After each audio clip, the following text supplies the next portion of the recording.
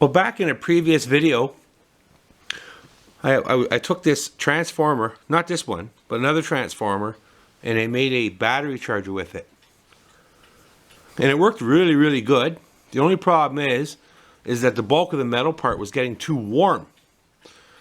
So that told me that there wasn't enough iron to absorb the heat from the coils.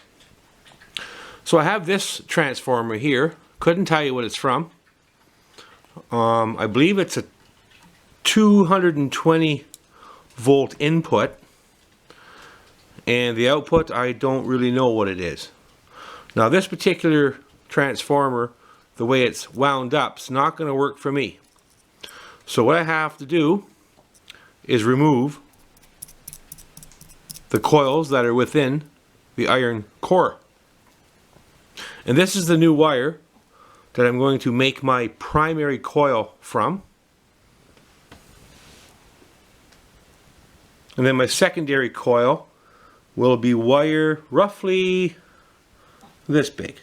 If you can get a visual of what that size comparison would be.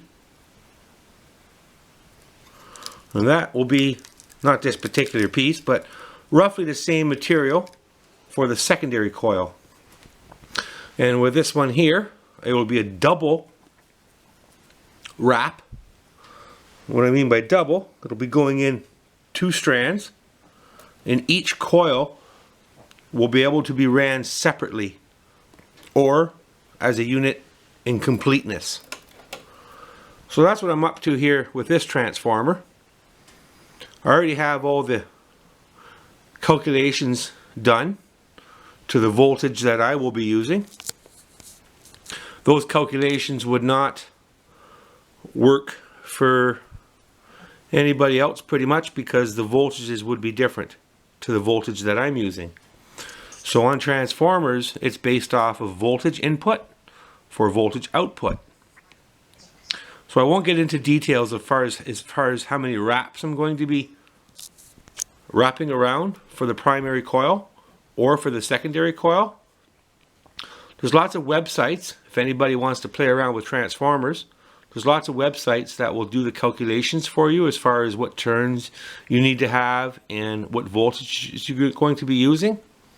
So I'd recommend checking out one of these websites.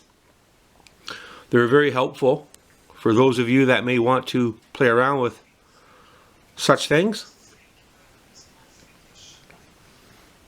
No, thank you for watching. Subscribe if you have not. And thank you very much for those that already have.